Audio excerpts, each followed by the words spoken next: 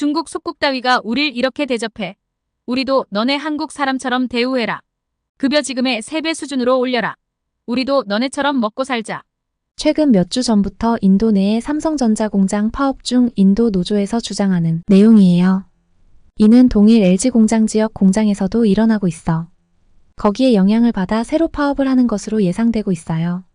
삼성 측에서는 현재 이런 말도 안 되는 주장에 철수까지 고려하자 인도 정부 내가 술렁이고 있어 빠른 대응을 하고 있는데요. 쉽게 해결되지 않는 인도 노조들의 파업이 중국이나 북한 등의 영향을 받아 공산주의가 부추기는 게 아니냐라는 의혹까지 제기된 가운데 삼성전자 내의 재무과장으로 일하고 있는 한 미국 재무과장의 충격 발언을 한번 들어보시겠어요? 자, 오늘의 사연 바로 시작합니다. 제가 걸음마를 뗄 때부터 저는 다른 여자아이들과 다르다는 걸 알았어요. 저는 인형이나 치장하는 것에는 전혀 관심이 없었죠. 사람들이 여자아이라면 좋아할 거라고 생각하는 것들 말이에요. 대신 저는 아버지의 차고를 좋아했어요. 엔진오일 냄새, 도구들이 부딪히는 소리, 그리고 작업대 위에 놓인 기어와 전선들이 제 상상력을 사로잡았죠.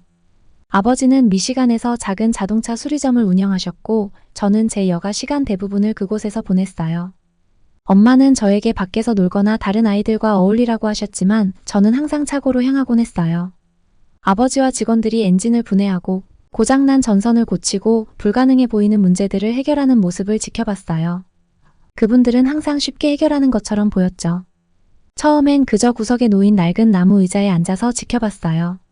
마치 마법사처럼 죽어있던 차를 다시 살아나게 만드는 모습이 신기했어요. 그들은 기름으로 더러워진 손으로 일했지만 차분하고 체계적인 움직임에는 어떤 안정감이 있었죠. 저는 모든 것을 배우고 싶었어요. 도구가 바닥에 쨍하고 떨어질 때마다, 엔진이 다시 작동할 때마다 제 마음속에서 작은 불꽃이 튀었어요. 아버지는 제 관심을 보시고 직접 가르쳐주기 시작하셨어요. 아버지는 한 번도 자동차 수리는 남자의 일이니 제가 할 필요가 없다고 말씀하신 적이 없었어요. 항상 저에게 참을성 있게 가르쳐 주셨죠. 비록 제가 키도 작고 직원들보다 느리긴 했지만 아버지는 도구를 잡게 하시고 볼트를 어떻게 푸는지 보여주시며 엔진이 어떻게 작동하는지 설명해 주셨어요. 저는 정말 즐거웠어요. 마치 퍼즐 같았어요. 모든 부품이 제자리에 있어야만 완성되는 퍼즐이요. 더 배울수록 더 알고 싶었죠. 제 인생에서 큰 부분을 차지했던 건 제 삼촌들도 마찬가지였어요. 그들은 전자기기부터 기계까지 다양한 분야에서 일하는 엔지니어들이었어요. 아버지처럼 삼촌들도 저를 격려해 주셨어요. 삼촌들은 네가 남자였으면 벌써 너만의 작업장을 운영했을 거야 라고 농담하곤 하셨죠.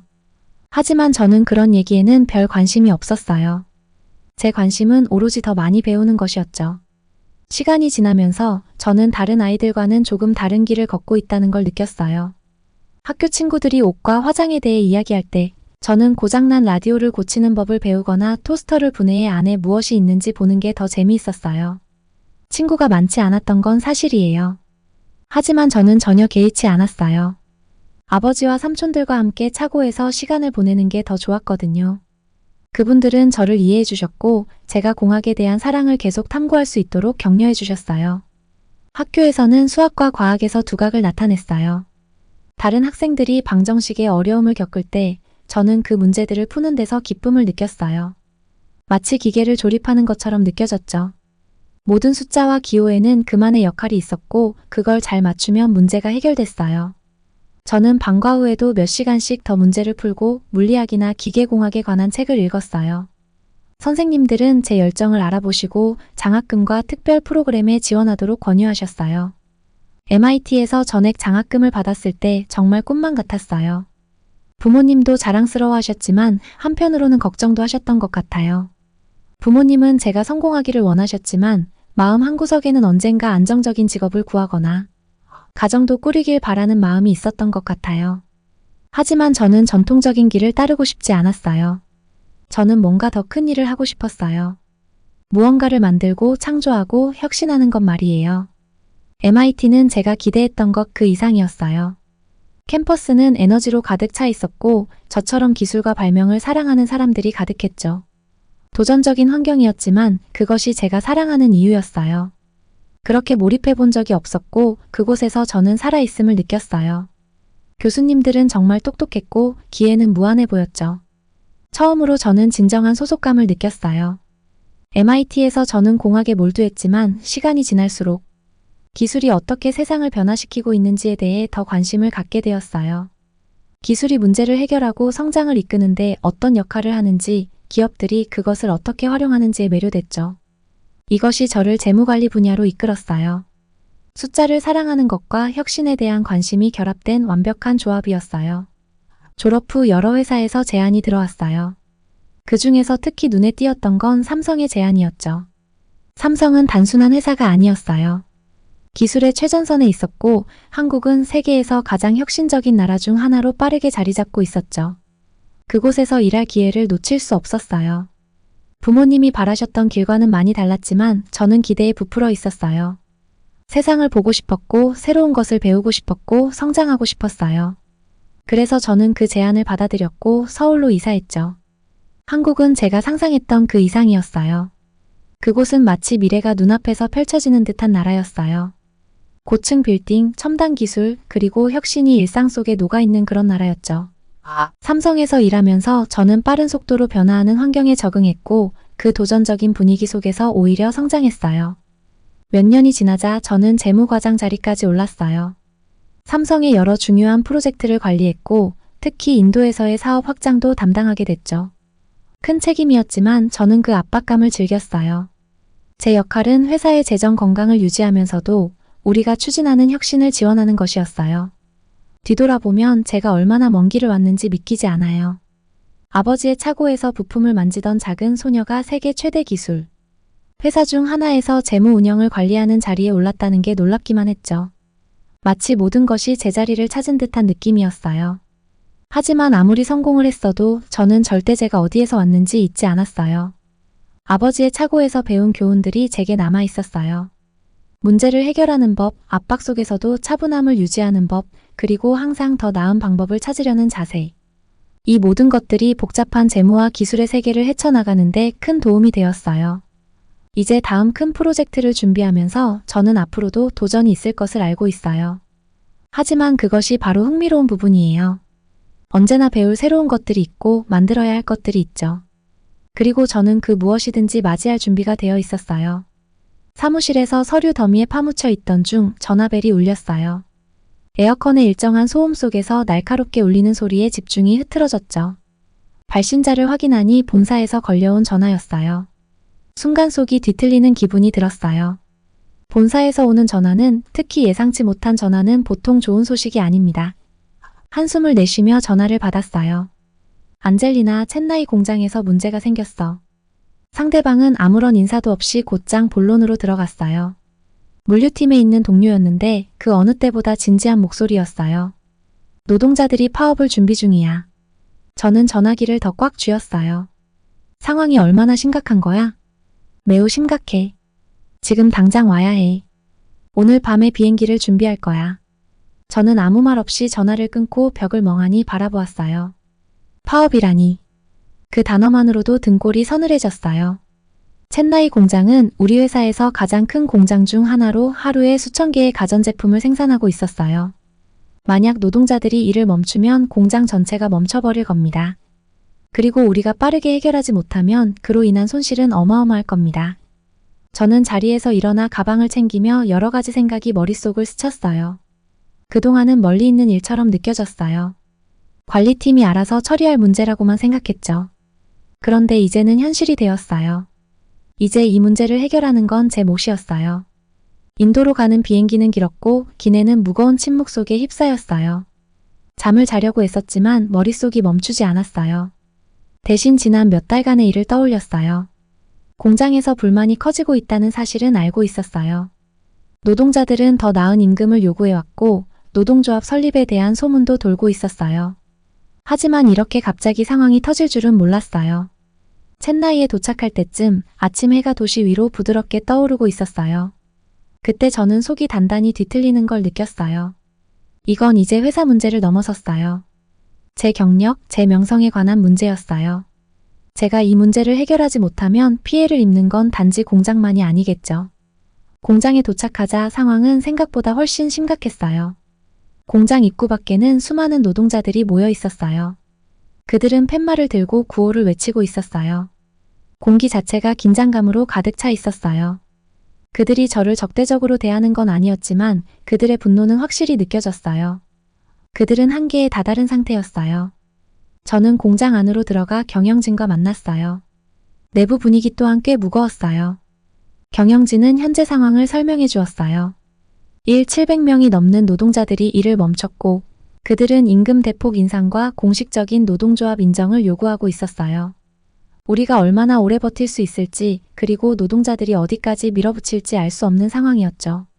저는 창가에 서서 밖을 바라보았어요. 그들을 바라보며 생각했어요. 저는 힘든 협상을 여러 번 경험했지만 이번은 달랐어요. 이번엔 단지 숫자나 계약의 문제가 아니었어요. 사람들의 삶, 생계, 그리고 미래가 걸린 일이었어요. 그리고 그 간극을 메워야 하는 사람은 저였어요. 첫날 협상은 정말 힘들었어요. 노동자 대표들이 제 맞은편에 앉아 있었는데 그들의 표정은 결의에 가득 차 있었어요. 그들은 자신들이 받을 자격이 있는 것을 원했고 포기할 생각이 전혀 없어 보였어요. 반대편에는 회사 경영진들이 앉아 있었고 그들 역시 양보할 생각이 없었어요. 노동자들이 요구하는 것이 그들에게는 무리라고 생각했던 것이죠. 저는 하루 종일 양쪽의 이야기를 들으며 그들의 입장을 이해하려 애썼어요. 노동자들은 자신들의 일이 얼마나 힘든지 가족을 부양하기에도 충분하지 않다는 것, 그리고 그저 기계의 부품처럼 취급받는 기분에 대해 이야기했어요. 경영진은 그들이 요구하는 임금 인상은 불가능하다며 만약 받아들인다면 공장이 이윤을 내지 못할 것이라고 주장했어요. 하루가 끝날 때쯤 우리는 여전히 해답을 찾지 못한 상태였어요. 저는 무거운 상황을 느꼈지만 표정에 드러내지 않으려 애썼어요. 침착함을 유지해야 했고 해결책을 찾아야 했어요. 그 후 며칠은 정신없이 지나갔어요. 매일 아침 저는 노동자들과 만나 그들의 불만을 듣고 오후에는 경영진과 만나 그들의 관점을 설명하려 노력했어요. 이 모든 과정은 지치게 했고 파업이 2주차에 접어들면서 긴장감은 더욱 커져갔어요. 어느 저녁 또 한 번의 헛된 협상 후 저는 공장에서 나와 첸나이의 좁은 골목길을 걸었어요. 해가 지고 있었고 낡은 건물들 위로 긴 그림자가 드리워졌어요. 목적지도 없이 걷고 있었지만 머리를 식힐 필요가 있었어요. 어느 모퉁이에 있는 작은 찻집이 눈에 들어왔어요. 창문 안에서는 저녁 어스름 속에서도 따뜻한 빛이 새어나오고 있었어요. 저는 그 찻집으로 들어가 차 한 잔을 주문하고 낡은 테이블에 앉았어요. 뜨거운 차를 마시며 지난 며칠간의 일을 떠올렸어요. 노동자들의 얼굴이 떠오르며 머릿속을 떠나지 않았어요. 그들의 분노, 좌절, 그리고 절박함이 계속해서 맴돌았어요. 그들이 요구하는 것은 많지 않았어요. 그저 조금 더 나은 삶을 원할 뿐이었어요. 처음으로 저는 그들의 상황이 얼마나 무거운지 진심으로 느낄 수 있었어요. 이 노동자들 중 많은 이들이 사회에서 가장 낮은 계층 출신이었고 그들에게 이번 파업은 단지 돈 문제가 아니었어요. 그들의 존엄성 그리고 그동안 외면받아온 자신들을 위해 싸우는 일이었어요. 다음 날 아침 저는 새로운 결심을 가지고 공장으로 돌아갔어요. 이제 단지 숫자나 퍼센트에만 집중해서는 안 된다는 것을 깨달았어요. 우리는 노동자들에게 더 많은 것을 제공해야 했어요. 존엄성 그리고 회사에서의 목소리를 줄 방법을 찾아야 했어요. 저는 노동자 대표들과 경영진을 한자리에 불렀어요. 이번엔 다른 제안을 들고 나왔어요. 임금 인상에만 집중하지 않고 생산성 향상에 맞춰 임금을 연동시키는 방안을 제안했어요. 만약 노동자들이 생산량을 늘릴 수 있다면 회사는 그에 따른 이익을 그들과 나누겠다고 했어요. 완벽한 해결책은 아니었지만 양측 모두에게 이득이 될 수 있는 것이었어요. 또한 노동자들이 경영진과 정기적으로 만나 문제를 논의할 수 있는 위원회를 만들 것을 제안했어요. 이는 완전한 노동조합 인정을 의미하진 않았지만 그들이 회사에서 더 많은 목소리를 낼 수 있게 해주는 첫걸음이었어요. 제가 말을 마쳤을 때 방안은 고요했어요. 노동자들의 얼굴에 의심이 가득했지만 그들 눈 속에는 다른 무언가도 있었어요. 희망의 빛이 보였어요. 그들이 원하는 모든 것을 얻은 건 아니었지만 적어도 무엇인가를 얻은 것이에요. 그 전에 가지고 있던 것보다 더 많은 것이었으니까요. 며칠간의 협상 끝에 노동자들은 제안을 받아들이기로 투표했어요. 그 소식이 전해지자 저는 안도감이 밀려오는 것을 느꼈어요. 공장 문은 다시 열렸고 노동자들은 일터로 돌아갔어요. 파업은 끝났지만 그 영향은 오래 남을 것이라는 걸 알고 있었어요. 모든 것이 이전과 같지는 않을 것이에요. 첸나이의 공기는 열기와 긴장감으로 무거웠어요. 9월임에도 불구하고 습기는 모든 곳에 스며들어 있었고 작은 일조차도 힘겹게 느껴졌어요. 차에서 내려 공장 구내로 들어서자 상황의 무게가 무더운 공기보다 더 크게 저를 짓눌렀어요. 이제 더 이상 단순히 엑셀 시트 상의 숫자가 아니었어요. 회사의 생산 목표를 달성하거나 분기별 실적을 발표하는 문제가 아니었어요. 여기에는 가족을 부양해야 하고 아이들에게 먹을 것을 제공해야 하며 그들의 미래를 위해 싸우고 있는 사람들이 있었어요. 그런데도 저는 그런 사람들의 현실과 냉혹한 회사의 이익, 안정성을 맞춰야 하는 임무를 맡고 있었어요. 그것도 삼성의 가장 큰 공장 중 하나가 파업으로 완전히 멈춰선 상황에서요. 첫날은 정말 엉망이었어요. 회사 측은 공장 행정 건물에 회의실을 마련했고 우리는 그곳에서 노동자 대표들과 마주 앉았어요. 방은 밝았지만 분위기는 어두웠어요. 밖에서는 파업 소리가 창문을 통해 스며들었고 노동자들의 구호 소리, 뉴스 카메라의 윙윙거림, 그리고 지나가는 사람들의 웅성거림이 들렸어요. 방 안에는 두터운 안개처럼 긴장이 가득했어요. 노동자 대표들은 우리 맞은편에 앉아 팔짱을 끼고 단단한 표정으로 저희를 바라봤어요. 저는 눈앞의 서류에 집중하려 했지만 그것들이 단지 형식적인 것에 불과하다는 걸 알고 있었어요. 이 문제는 또 다른 깔끔한 제안서로 해결될 수 없었어요. 그들의 요구는 분명하고 단호했어요. 큰 폭의 임금 인상과 삼성 인도 노동자 연합의 공식 인정. 제 동료들의 얼굴을 보니 회사가 그 어느 것도 받아들일 준비가 되어 있지 않다는 게 뻔히 보였어요. 저는 첫 번째 몇 차례의 회의 동안 침묵을 지키며 관찰하고 듣고 방의 분위기를 파악하려 했어요. 우리 쪽 회사 임원들은 딱딱한 자세로 예산, 수익, 생산 비용에 대해 반복해서 이야기했어요. 반면 노동자들은 점점 더 좌절감에 빠지는 것 같았어요. 그들의 목소리는 점점 커졌고 손짓은 더 격해졌으며 인내심이 눈에 띄게 얇아졌어요. 모든 논쟁이 벽에 부딪히는 것 같았어요. 몇 시간 후 우리는 그날 회의를 마쳤어요. 호텔로 돌아가는 길에 저는 그날의 대화가 계속 머릿속에서 맴돌았어요. 노동자들은 타당한 불만을 가지고 있었지만 회사 입장에서 보면 그 숫자가 맞지 않았어요. 요구대로 임금을 2배로 인상한다면 수익이 크게 줄어들고 삼성의 경쟁력 있는 가격 유지를 어렵게 할 수도 있었어요. 호텔 방 창가 의자에 주저앉아 첸나이의 광활한 도시를 내려다보았어요. 도시의 불빛이 밤하늘에 반짝였지만 그 장면에서 평화를 찾을 수 없었어요. 제 머리는 쉼없이 돌아가고 있었어요. 이 문제는 단순히 숫자를 계산하거나 회사의 제안에 단호하게 서는 것으로 해결되지 않을 것 같았어요. 뭔가 더 인간적인 접근이 필요했어요. 저는 노동자들의 입장에 더 가까이 다가가야 한다는 것을 알았어요. 그들이 왜 이렇게까지 싸우려 하는지 진정으로 이해해야 했어요. 다음 날 저는 결정을 내렸어요. 저는 그 뻣뻣한 회의실에 다시 앉아 기업 용어와 법적 문서들에 둘러싸일 생각이 없었어요.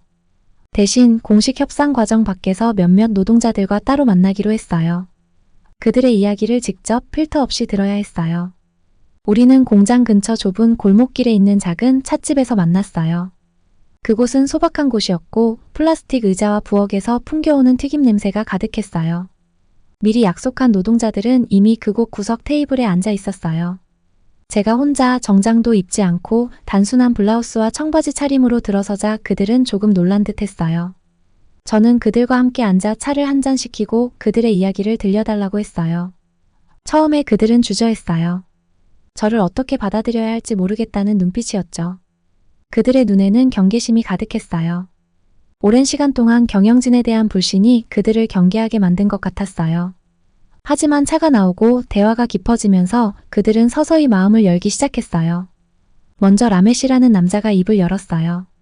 그는 공장에서 10년 넘게 일해왔어요.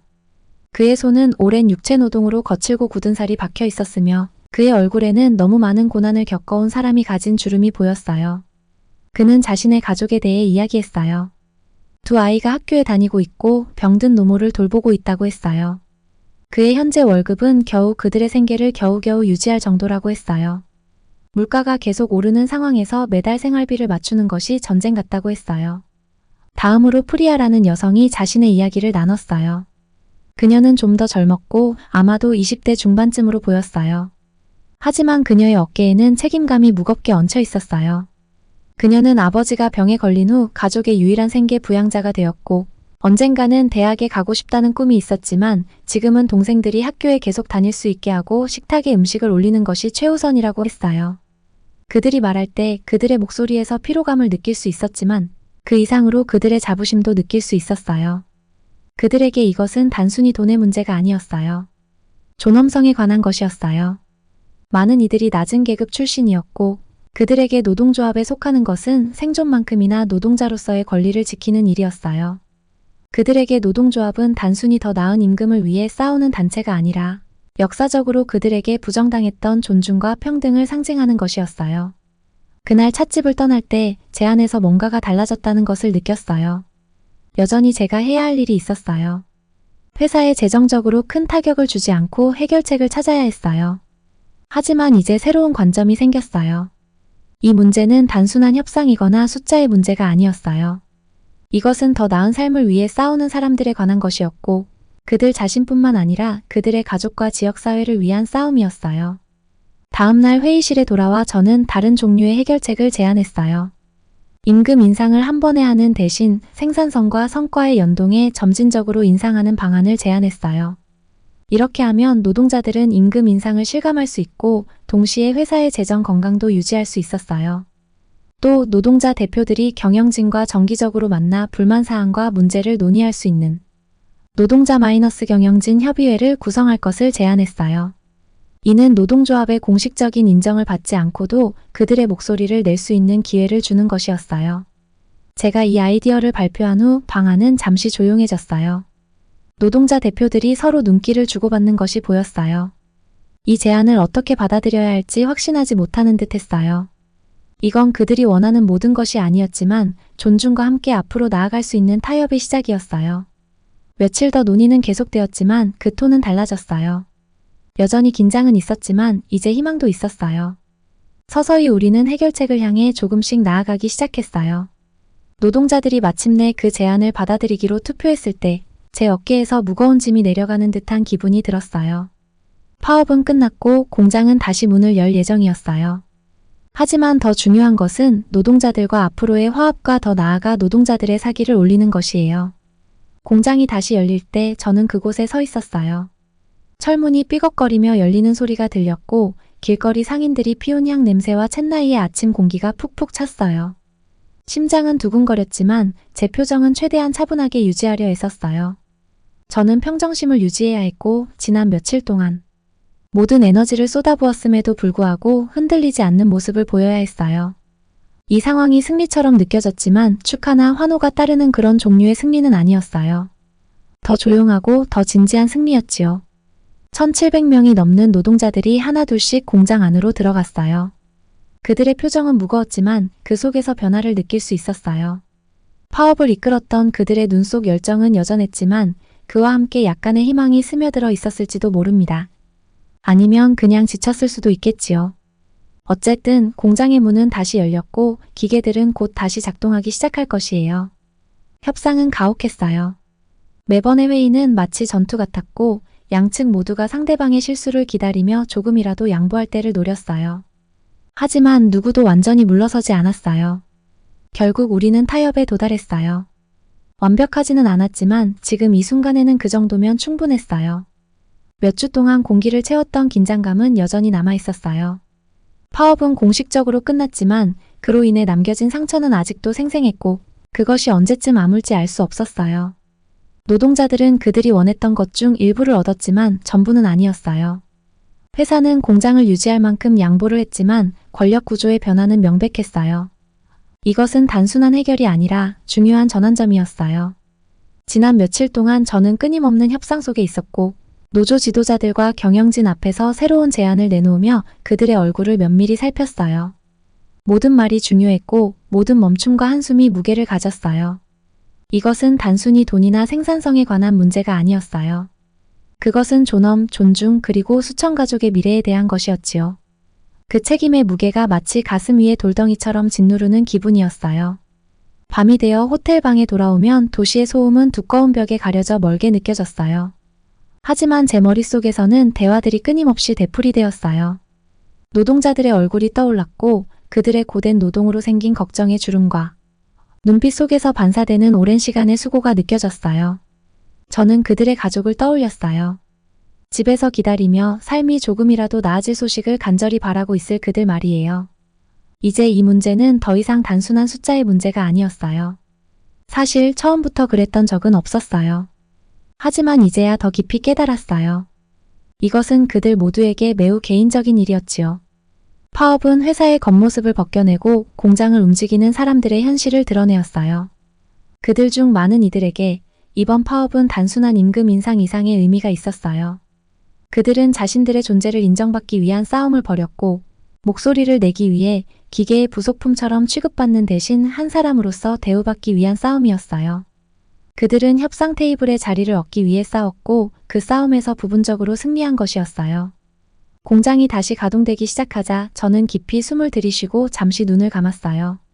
기계가 작동을 시작하는 소리, 금속이 부딪히는 소리, 그리고 낮게 깔린 목소리들이 다시 공기 중에 퍼졌어요. 오랫동안 익숙했던 소리였지만 이제는 다르게 들렸어요. 그것은 단순한 소음이 아니었어요. 그것은 단순히 공장이 아니라 신뢰와 희망, 그리고 회사와 노동자들 간의 미묘한 관계가 다시 재건되고 있다는 소리였어요.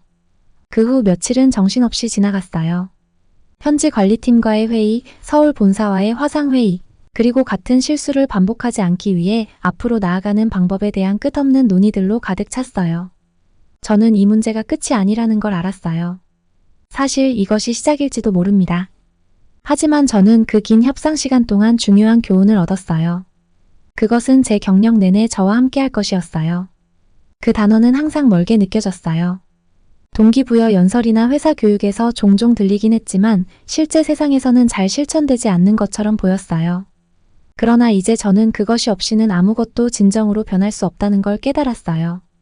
노동자들은 단순히 더 높은 임금이나 더 나은 근무 조건을 원한 것이 아니었어요. 그들은 자신들의 어려움을 이해받고 그들의 기여가 존중받기를 원했던 것이었어요. 저는 공식 협상에서 벗어나 몇몇 노동자들과 조용한 찻집에서 만났던 그 순간을 떠올렸어요. 그곳은 시내 가장자리에 위치한 작은 찻집으로 변호사나 임원들의 압박 없이 조용히 대화할 수 있는 장소였어요. 그들과 마주 앉아 차이를 마시며 그들의 이야기를 들었어요. 그들은 가족과 아이들, 그리고 더 나은 삶을 꿈꾸는 이야기들을 나눴어요. 공식 보고서에 들어가지 않는 그런 대화였지만 그 대화는 저의 시각을 바꾸어 놓았어요. 그 이야기들은 제 마음속에 남았고 협상의 마지막 순간까지 저를 이끌었어요. 노동자 대표들이 경영진과 정기적으로 만나 목소리를 낼 수 있는 노동자위원회를 제안했을 때 그것이 모든 문제를 해결하지는 않겠지만 적어도 시작점이 될 것이라는 걸 알았어요. 회사가 아직 그들의 노조를 완전히 인정할 준비는 되어 있지 않았지만 적어도 그들에게 목소리를 낼 수 있는 기회를 주는 것이었어요. 서울로 돌아왔을 때 제 동료들은 저를 새롭게 대했어요. 하지만 저는 그 진정한 변화가 제 안에서 일어났다는 걸 알고 있었어요. 저는 더 이상 단순한 재무 관리자가 아니었어요. 저는 세상과 회사라는 두 세계를 잇는 중재자 그리고 다리 역할을 하는 존재가 되었어요. 이번 파업은 저에게 진정한 리더십이 무엇인지 가르쳐 주었어요. 그것은 단순히 숫자를 맞추는 것이 아니라 그 숫자 뒤에 숨겨진 인간적 비용을 이해하는 것이었어요. 회사에만 이득이 되는 것이 아니라 그것을 지탱하는 사람들에게도 도움이 되는 해결책을 찾는 것이었어요. 시간이 지나면서 우리는 변화의 영향을 보기 시작했어요. 생산성은 서서히 증가했지만 그보다 더 중요한 것은 공장의 분위기가 달라졌다는 것이었어요. 이제 노동자들은 단순히 명령을 따르는 것이 아니라 그 과정에 참여하고 있었어요. 위원회 회의는 그들이 문제를 제기할 수 있는 공간이 되었고 비록 완벽하지는 않았지만 그것은 시작이었어요. 저에게 이번 경험은 큰 흔적을 남겼어요. 저는 챗나이에서 얻은 교훈을 앞으로 어디로 가든 어떤 역할을 맡든 함께 가져갈 것임을 알고 있어요. 빠르게 움직이는 기술과 금융의 세계는 이익과 혁신에 의해 움직이에요. 하지만 모든 기계와 기기 뒤에는 사람들이 있어요. 그 사람들은 삶을 가지고 있고 이야기와 꿈을 가지고 있어요. 만약 제가 그것을 다시 잊어버린다면 저는 리더로서뿐만 아니라 한 사람으로서 실패하는 것일 것이에요. 공장의 문이 열렸고 새로운 장이 시작되었어요.